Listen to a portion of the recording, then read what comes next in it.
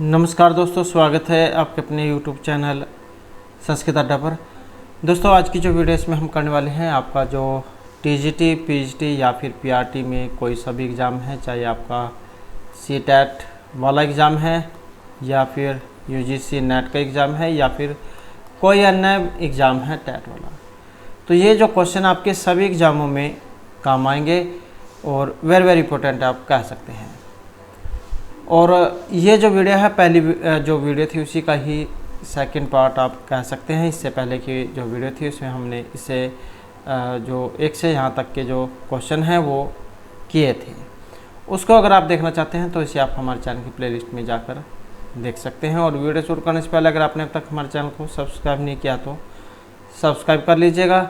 और आप हमारा जो टेलीग्राम ग्रुप है उसे भी ज्वाइन सब्सक्राइब कर सकते हैं, क्योंकि कई बार क्या होता है वीडियो नहीं बन पाती है तो जो कोई महत्वपूर्ण जो अपडेट आती है तो हम इस पर डाल देते हैं, तो इनको भी आप ज्वाइन सब्सक्राइब कर लीजिएगा। तो जिसमें हमारा पहला क्वेश्चन है शिवराज विजय से। शिवराज विजय गद्य काव्य का आरंभ होता है शिवाजी की शूरता के वर्णन से, सूर्योदय, गौर सिंह या अफजल खां के वर्णन से। और यहाँ पर जो हमारा सही आंसर है ऑप्शन रहेगा बी वाला। तो सूर्य उदय होने से यहाँ पर इनका ये जो शिवराज विजय है इसका आरंभ माना गया है। तो इनके बारे में देख लेते हैं यहाँ पर क्या कहा गया है। तो पंडित अंबिका दत्त व्यास जी के द्वारा तो रचित है शिवराज विजय। सूर्योदय जो सूर्य का उदय होना, इससे इसका प्रारंभ होता है।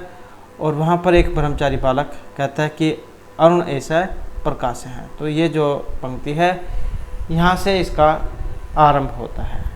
शिवराज विजय के बारे में बात करें तो 12 निश्वासों में है और 4 विराम है, प्रत्येक में 3 निश्वास है। तो 3 × 4 12। उसके बाद आ जाता है महर्षि भारवी के जो वचन उनको क्या कहा गया है। पुष्पपाक के समान, द्राक्षा जो फल होता है उसके समान, रसाल पाक के समान या नारियल के फल के समान। तो महर्षि भारवी का जो ग्रंथ है किरात अर्जुनियम, आपको पता ही होगा, किरात और अर्जुन। तो किरात भगवान शिव और अर्जुन इसके नायक हैं। तो किरात अर्जुनियम यहाँ पर इनका एक ही अकेला महाकाव्य कह सकते हैं आप, भारवी का है। और एक अकेला ही वेरी इंपॉर्टेंट है। कोई सा भी एग्जाम हो यहाँ से क्वेश्चन आते ही आता है।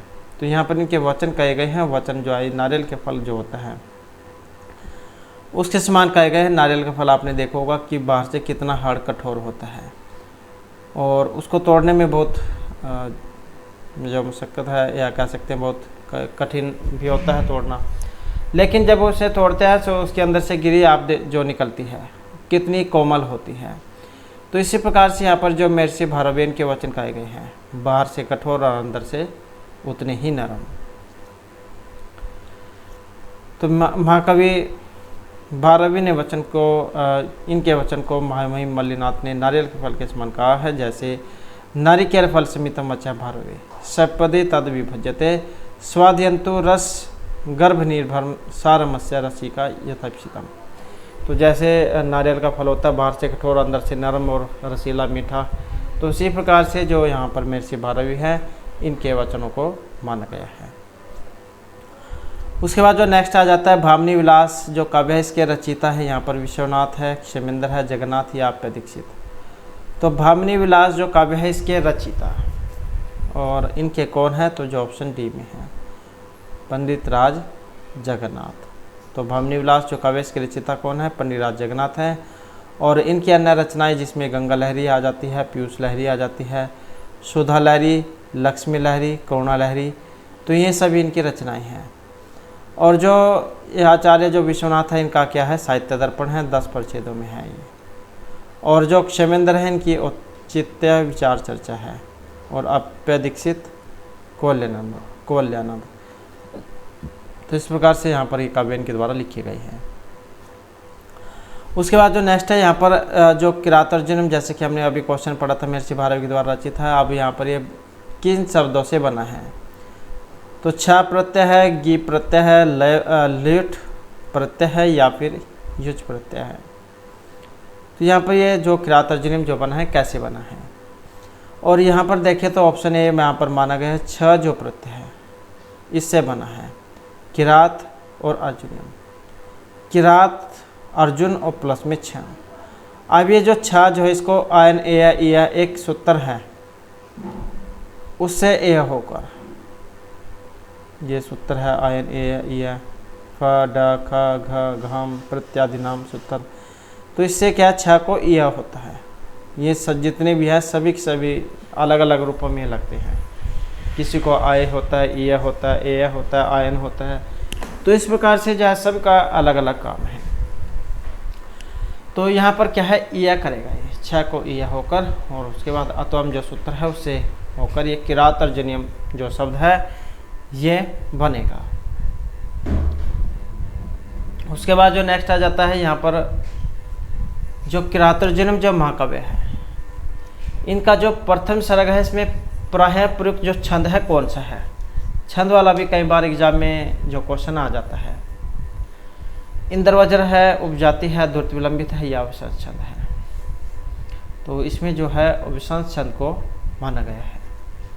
अब जो विसर्ज छंद है इनका लक्षण क्या होता है, तो ये लक्षण है जय तव वसस्तम उदीरितम जरो, तो ये इसका लक्षण है।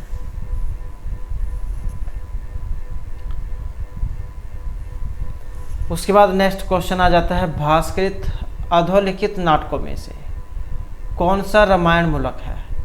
तो जैसे महर्षि भास अपने 13 नाटकों के लिए जाने जाते हैं, तो यहाँ पर जो नाटक रामायण आधारित है वे कौन से हैं। अभिषेक नाटक है, उर्वंग है, पंचरात्रम है या बालचरितम है। और यहाँ पर जो है ऑप्शन ए वाला माना गया है, अभिषेक नाटकम। तो भास्कृत नाटकों में अभिषेक नाटकों का उपजीव्य रामायण है और अभिषेक नाटकों में रामायण मूलक है, बाकी और जो ये महाभारत जो है उस पर आधारित है। उसके बाद क्वेश्चन आ जाता है किस प्राचीन गद्य काव्य में लोक जीवन का सबसे अधिक चित्रण किया गया है।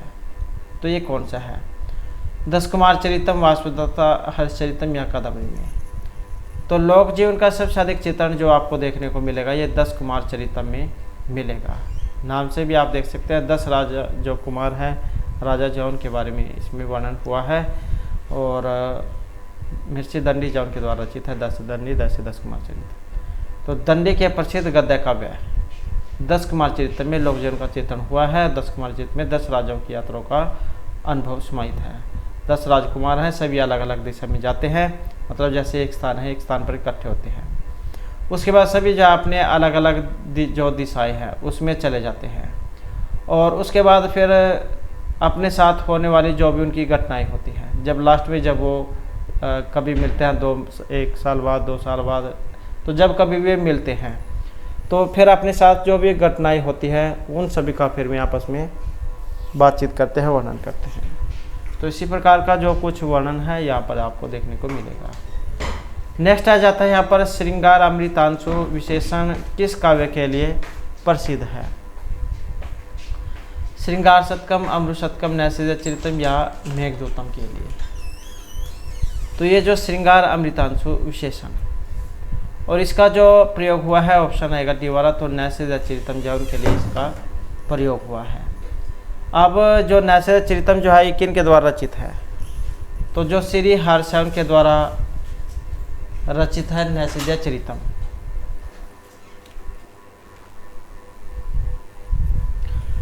तो ये तो जो यहाँ पर प्रयुक्त हुआ है ऑप्शन डी नैषधीय चरित, और किन के द्वारा रचित है, श्री हर्ष के द्वारा। अब महाकाव्य इसमें कितने हैं, तो 22 जो यहाँ पर इसमें माने गए हैं। 22 सर्ग हैं और बृहत रेज उसके अंतर्गत इसके इन्हें गिना जाता है। और विद्वत औस्ती यहाँ पर कही गई है, अर्थात विद्वानों के लिए औस्ती, नैषध विद्वो औस्तम। उसके बाद आ जाता है अधोलिखित में से कौन सा काव्य यहाँ पर एक गीति काव्य नहीं है। अमृत शतकम, गीत गोविंदम, भावनी विलास या मत विलास। तो ये जो ऑप्शन सी में आया है मत विलास, गीति काव्य की श्रेणी में इनको नहीं रखा गया है। अमरु, गीत और भावनी ये गीति काव्य की श्रेणी में रखे गए हैं।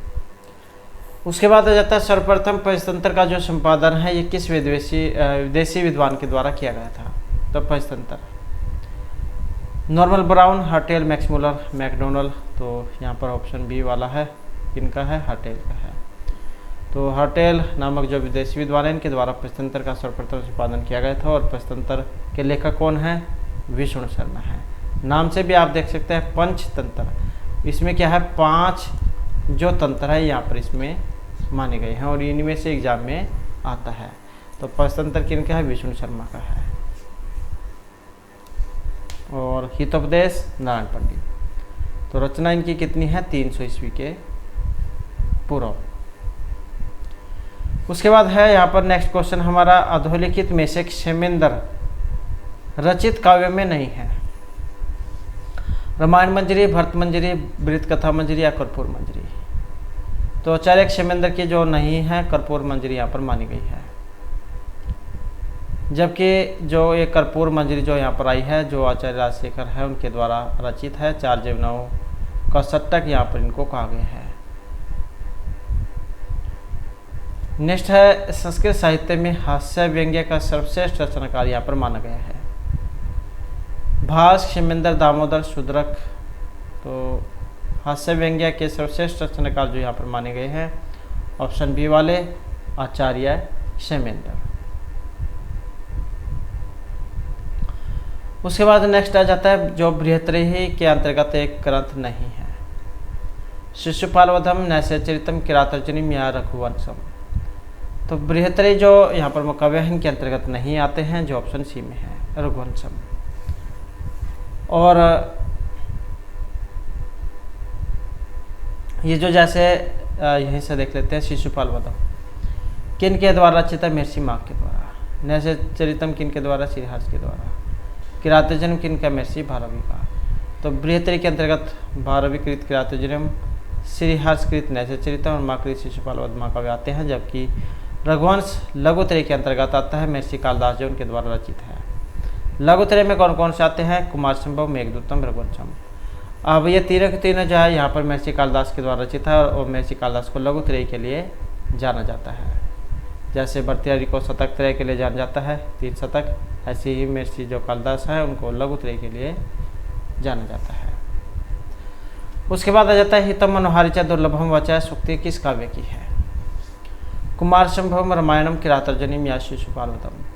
हितकारी और मनोहर वचन दुर्लभ होते हैं, क्योंकि आज का जो समय है इसमें बहुत ही कम व्यक्ति आपको देखने को मिलेंगे जो दूसरे की भलाई के बारे में सोचते हैं। सभी क्या अपना स्वार्थ सिद्ध करना चाहते हैं, अपना काम बनता बाढ़ में जाए जाता। तो यहाँ पर जो ऑप्शन डी आएगा, तो किन कहाँ से ली गई है, किरातार्जुनीम से। अब जो किरातार्जुनीम है किन के द्वारा रचित है, महर्षि भारवी के द्वारा। प्रथम सर्ग जो उसमें से लिया गया है, जिसमें वनेचर महाराज युधिष्ठिर से द्वैतवन में आकर कहते हैं कि हितकर और मनोहर वचन दुर्लभ होते हैं। ऐसे बहुत ही कम व्यक्ति हैं जो दूसरे के बारे में अच्छा सोचते हैं।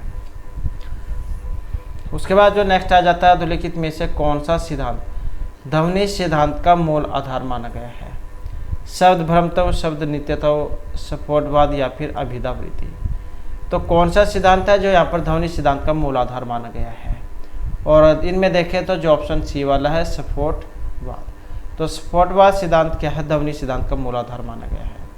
स्फोटवाद क्या है, व्याकरणों का प्रमुख सिद्धांत है और स्फोटवाद शब्द की उत्पत्ति स्फुटती अर्थ है, यस्मात् से स्फोट है, अर्थात जिससे अर्थ की प्रतीति हो उसको स्फोट कहते हैं। नेक्स्ट क्वेश्चन आ जाता है, वेत्रवती नदी किस नगरी में स्थित थी या इनका वर्णन कहाँ पर हुआ है। अलका, विदिशा, अवंती या उज्जैनी में। और यहाँ पर देखें तो जो इसमें ऑप्शन जो है बी वाला विदिशा नगरी इसमें माना गया है। तो वेत्रवती नदी कहाँ है, विदिशा नगरी में। और विदिशा के राजा शूद्रक की राजधानी थी। इनका वर्णन महाकवि कालिदास पंडित मेघदूत में हुआ है। तो कई बार क्या होता है, क्वेश्चन के बारे में अगर पता नहीं लगता है तो आंसर से जान के बारे में कई बार पता लग जाता है। जैसे वेत्रवती नदी अगर किसी को नहीं पता हो कहाँ पर है, तो जब आप इन उदाहरणों को देखोगे यहाँ पर तो आपके समझ में आ जाएगा कि ये जो वर्णन है ये मेघदूत में हुआ है। तो महर्षि कालिदास के द्वारा रचित है और 2 खंडों में है, पूर्व और उत्तर में। 115 श्लोक है इसमें। नेक्स्ट आ जाता है काव्य प्रकाश में उल्लिखित अलंकृति, ये किन का विशेषण है? शब्द का है, अर्थ का है, शब्दार्थ का है या फिर पद्य का है? तो काव्य प्रकाश में उल्लिखित अलंकृति यह विशेषण है, और ये जो विशेषण है यहाँ पर शब्दार्थ का माना गया है। तो किन का यहाँ पर लक्षण है वो भी देख लेते हैं कहाँ से लिया गया है। तो जैसे कि यहाँ पर काव्य प्रकाश जो उसमें से लिया गया है। अब काव्य प्रकाश आचार्य मम्मट उनके द्वारा रचित है, हानों में है, और इसमें एक यह अलंकृति शब्द आया है, तद अदोषव शब्दार्थो सगुणव अलंकृति पुनः काव्य। आचार्य मम्मट जो उनका काव्य लक्षण है, तद अदोषव शब्दार्थो सगुणव अलंकृति पुनः काव्य। और ये भी एक व्याख्या जो एग्जाम में जरूर आ जाती है। उसके बाद आ जाता है जो आचार्य मम्मट है, इनके अनुसार काव्य के कितने प्रकार बताए गए हैं? 2, 3, 4, 5 कितने हैं? और इन्होंने बताए थे 3, उत्तम काव्य, मध्यम काव्य और अवर काव्य, या फिर चित्तर काव्य भी एग्जाम में आपको देखने को मिल सकता है, या निमन काव्य भी आपको देखने को मिल सकता है। बात एक ही है, ये तीसरे में आते हैं, उत्तम, मध्यम और निमन। अब इनको अन्य नाम से भी जाना जाता है, कौन कौन से नाम हैं वो आप हमें कमेंट में भी बता सकते हैं, क्योंकि ये भी एग्जाम में क्वेश्चन आता है। उसके बाद आ जाता है रघुवंश महाकाव्य किन की स्तुति से प्रारंभ होता है? गणेश और लक्ष्मी की, शिव पार्वती, सरस्वती या विष्णु और लक्ष्मी की? तो रघुवंश महाकाव्य किन की स्तुति से आरंभ होता है? ये क्वेश्चन भी बहुत बार एग्जाम में आ चुका है। 2-3 साल पहले जब ये DT+ में वैकेंसी निकली थी तो उसमें भी एक क्वेश्चन आया हुआ था ये। तो ये स्तुति से संबंधित जो यहाँ पर ऑप्शन भी है, शिव और पार्वती की स्तुति यहाँ पर हुई है। तो इसमें ये वाला एक श्लोक आता है शुरू में, वागर्थि संपृक्त वागर्थ प्रतिपत्ति जगता पितरो वंदे पार्वती परमेश्वर। तो यहाँ पर पार्वती और जो परमेश्वर भगवान शिव और पार्वती, इनकी जो वंदना है इसमें की गई है। उसके बाद है महर्षि भास के द्वारा लिखित उपलब्ध नाटकों की संख्या 13, 11, 10 या 8। तो महर्षि भास, जैसे कि हमने शुरू में जो क्वेश्चन आया था उसमें पढ़ा था कि इनके द्वारा 13 जो नाटक है वो लिखे गए हैं भास के द्वारा। तो कौन सा हो जाएगा? ऑप्शन ए हो जाएगा। अब जो यहाँ पर 13 नाटक हैं ये कौन कौन से हैं? प्रतिमा नाटकम, अभिषेक नाटकम, पंचरात्रम, मध्यमयोग, दूत घटोत्कचम, कर्णभारम, दूतवाक्यम, उर्भंगम, बालचरितम, दरिद्रता चारुदत्तम, अभिमार्कम, प्रतिज्ञ योगेंद्रायणम और शपनवास दत्तम। तो इस प्रकार से जो है इनके द्वारा 13 ये लिखे गए हैं। उसके बाद क्वेश्चन आ जाता है हमारा संस्कृत भाषा से। संस्कृत भाषा को माना गया है अयोगात्मक, श्लिष्ट योगात्मक, प्रश्लिष्ट योगात्मक या अश्लिष्ट योगात्मक। तो संस्कृत भाषा इनमें किस में आती है? और ये आती है श्लिष्ट योगात्मक के अंतर्गत। संसार की जो अधिकांश भाषाएं हैं वो योगात्मक हैं, और अयोगात्मक भाषा के विपरीत योगात्मक भाषाओं में प्रकृति और प्रत्यय के योग से शब्दों की रचना होती है। तो ये श्लिष्ट योगात्मक यहाँ पर रहेगी। उसके बाद क्वेश्चन आ जाता है अपभ्रंश प्राचीन भारतीय आर्य भाषा है, नवीन भारतीय आर्य भाषा है, द्रविड़ या मध्यकालीन भारतीय आर्य भाषा है। तो अपभ्रंश क्या है? और ये है एक मध्यकालीन भारतीय आर्य भाषा। अपभ्रंश मध्यकालीन आर्य भाषा है। और अपभ्रंश की उत्पत्ति की बात करें तो सबसे पहले पाली, प्राकृत, संस्कृत, अपभ्रंश, अवहट, हिंदी। तो इन प्रकार से इनका क्रम यहाँ पर माना गया है। उसके बाद क्वेश्चन आ जाता है पाली में संस्कृत की ध्वनि नहीं मिलती, अ, ए, आई या ओ। तो पाली में संस्कृत में एक ध्वनि नहीं है, जो ऑप्शन सी वाली है, आई। उसके बाद नेक्स्ट क्वेश्चन आ जाता है अर्थ संकोच का एक उदाहरण है यहाँ पर, प्रवीण, तैल, सरसिज या फिर असुर। तो अर्थ संकोच का उदाहरण कौन सा है? जो ऑप्शन सी में आया है, सरसिज। सरसिज अर्थात ये क्या है? असंकोच का उदाहरण है, जिसका वर्णन भाषा विज्ञान के असंकोच नामक प्रकरण में हुआ है।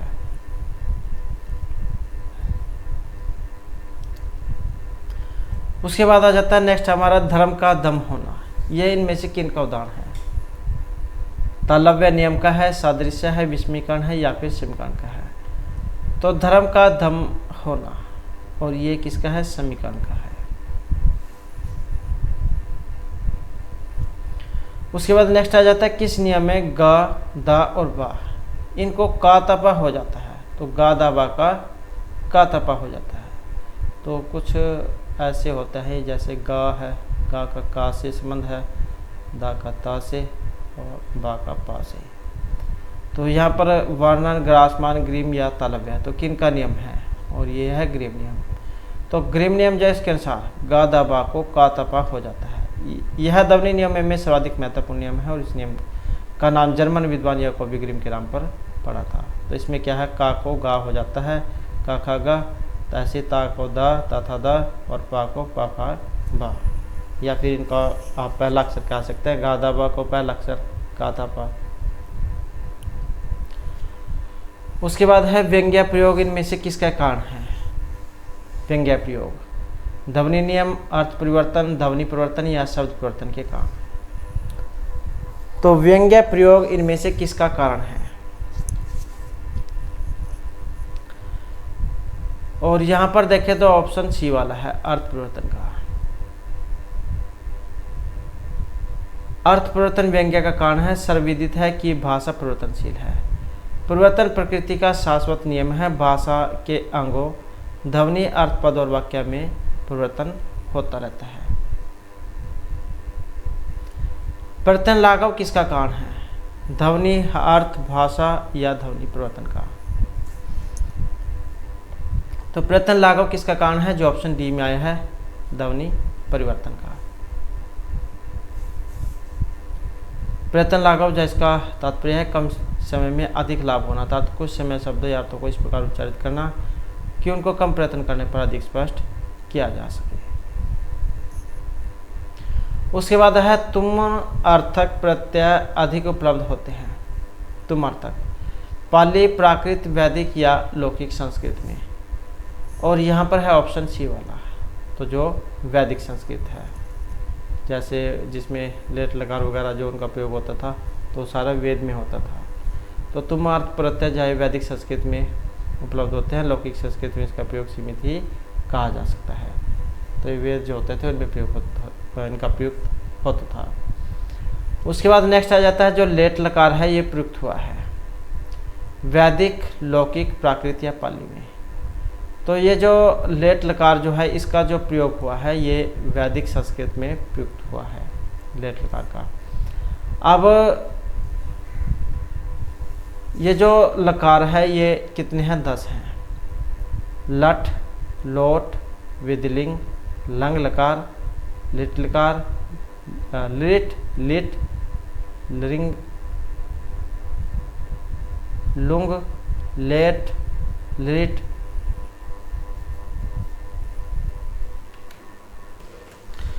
तो इस प्रकार से जो है यहाँ पर ये 10 लकार जैसे में जाते हैं, लट, लोट, विदलिंग, लंग, लिट, लिट, लिंग, लुंग, लेट, लुट।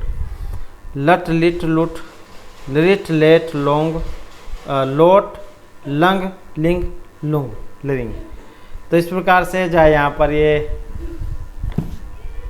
10 जो लकार ये हो जाते हैं।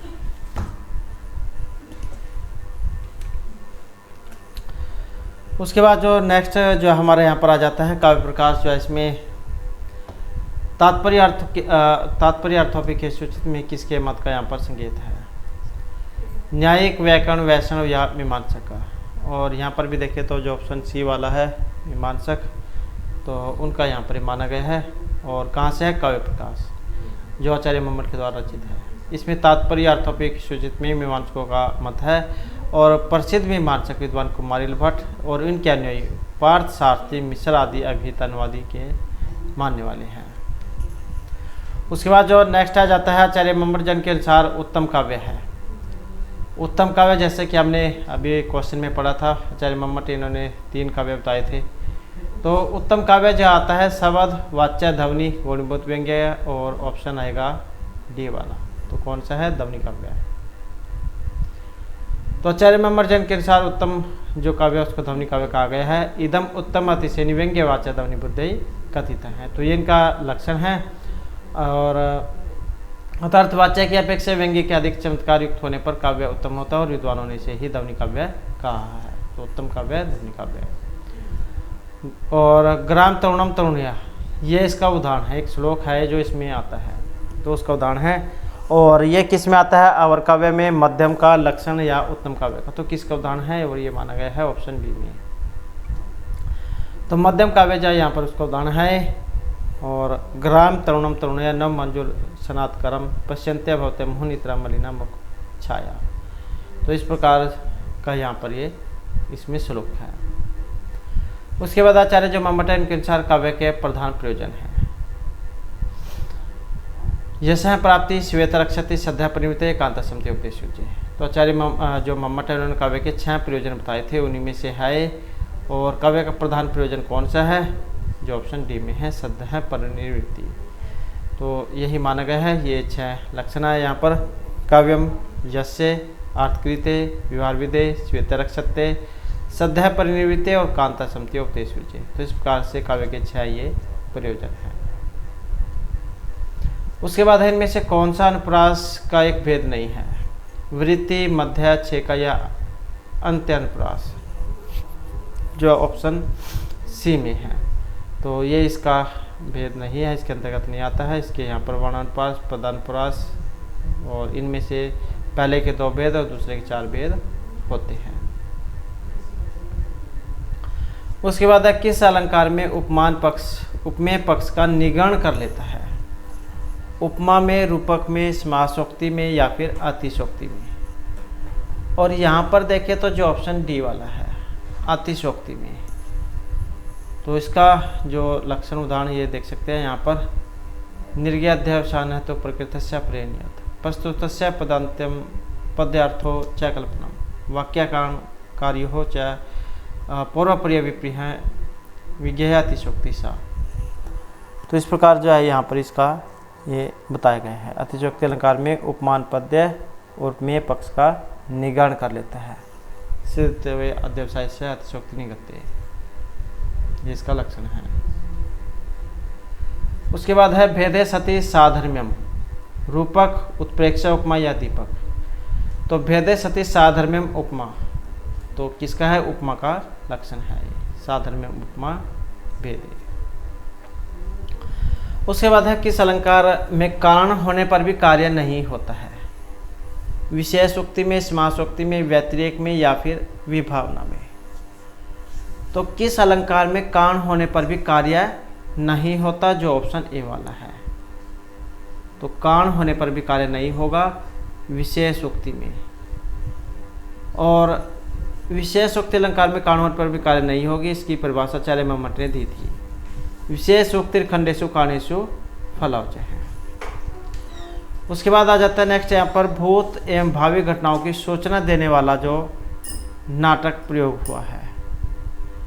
जनांतिक, विस्कंबक, आकाशवासित या अपवारित। तो भूत जो घटनाएं पहले हो चुकी है, जो आगे होने वाली है, तो इनके बारे में जो बताएगा ये है विस्कंबक। तो विस्कंबक का प्रयोग सदैव अंक के प्रारंभ में होता है, मध्यम कोटि के पात्र के द्वारा प्रयुक्त होता है और शुद्ध विस्कंबक की जो भाषा है वो संस्कृत मानी गई है। नेक्स्ट है संस्कृत रस श्रृंगार रस। श्रृंगार रस में कौन सी वृत्ति का प्रयोग होता है? कैसे की सातवती, भारती या आरभटी वृत्ति का। तो श्रृंगार रस में कौन सी वृत्ति आई है? और इसमें आई है ऑप्शन डी वाली भारती। जैसे यहाँ पर उदाहरण के द्वारा बताया गया है, श्रृंगारे कैसे की वृत्ति सातवती आरभटी पुनः है, रसे रौद्रे च विभत्से वृत्ति सर्वत्र भारती। तो श्रृंगार रस में कैसे की वृत्ति आई है। उसके बाद आ जाता है ध्वन्यालोक में कवश्य आत्मा स एव अर्थ से अभिप्राय है। अब ये जो यहाँ पर ध्वन्यालोक है किन के द्वारा रचित है और इसमें जो कवश्य आत्मा स एव अर्थ को मानने वाले कौन हैं या किसके बारे में आया है? करुण रस, वाच्यार्थ, प्रतीयमानार्थ या लक्ष्यार्थ के बारे में। और ये आया है ऑप्शन बी प्रतीयमानार्थ के बारे में। अब जो दोनलोकाचार्य जो आनंद वर्धन है उनके द्वारा रचित है। काव्यस्य आत्मा स एव अर्थ है, अर्थात अभिप्राय जो है यहाँ पर प्रतीयमान अर्थ से इसका लिया गया। उसके बाद है निम्नलिखित अधोलिखित युग्म में कौन सा युग्म है जो विरोधी होकर भी एक दूसरे का अनुपूरक है। उपमा, उत्प्रेक्षा, रूपक, दीपक, विभावना, विशेषोक्ति या काव्यलिंग, परिसंख्या। तो कौन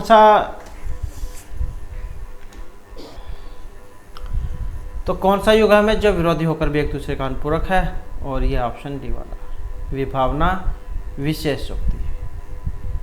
क्रिया या प्रतिषेधपि फल व्यक्ति विभावना और विशेषोक्ति खंडेषु कारणेषु फलावचय।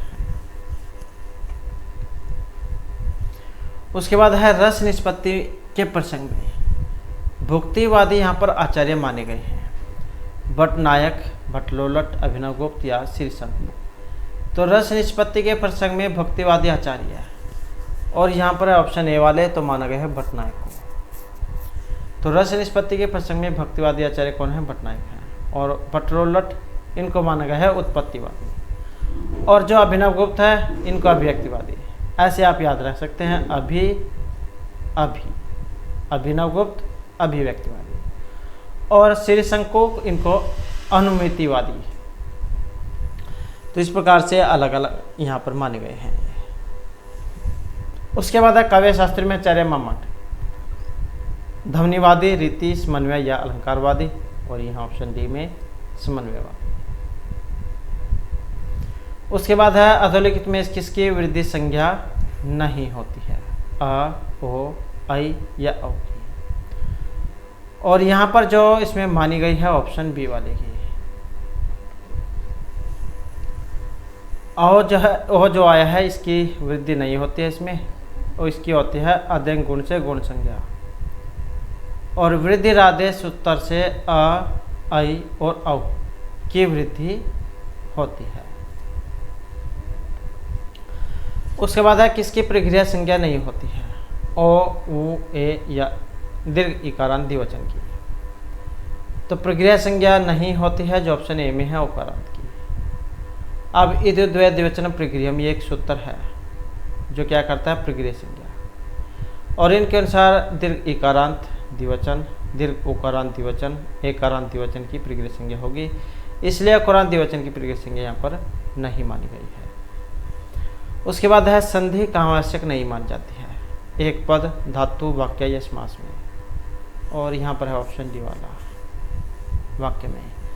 तो संधि क्या वाक्य में ऐच्छिक मानी गई है, जबकि एक पद, समास और धातु उपसर्ग में संधि मानी गई है। जैसे संहिता एक पद, नित्या धातु उपसर्गी हो, नित्या समासे वाक्येतु सा विवक्षम अपेक्षते, वाक्येतु सा विवक्षम अपेक्षते। नेक्स्ट है मनोरथ। इसमें संधि विच्छेद है। मनोरथ है, मनरथ है, मनसरथ है या मनोरथ है। तो इसका संधि विच्छेद जब हम करेंगे तो मनस प्लस में रथ है ये बनेगा, और मनस प्लस में रथ में जो सूत्र है ये क्या करता है? सा जो आया है जैसे ये वाला सा है इसको रू करता है, मनरू बनेगा। उसके बाद हसी चाहिए सूत्र है जो इस रू को ऊ कर देगा। उसके बाद आधगुणा ये सूत्र है, अरू को ओ गुण कर देगा, तो उसके बाद मनोर्थ है रूप ये बनेगा। तो इस प्रकार से सिद्ध होता है। तो इस प्रकार से जो है यही आज की हमारी क्लास थी और महत्वपूर्ण क्वेश्चन थे, और नेक्स्ट वीडियो होगी इसमें मैं आपके लिए और जो नए महत्वपूर्ण क्वेश्चन वो लेकर आएंगे। और हमारे साथ अंत बनाने के लिए धन्यवाद।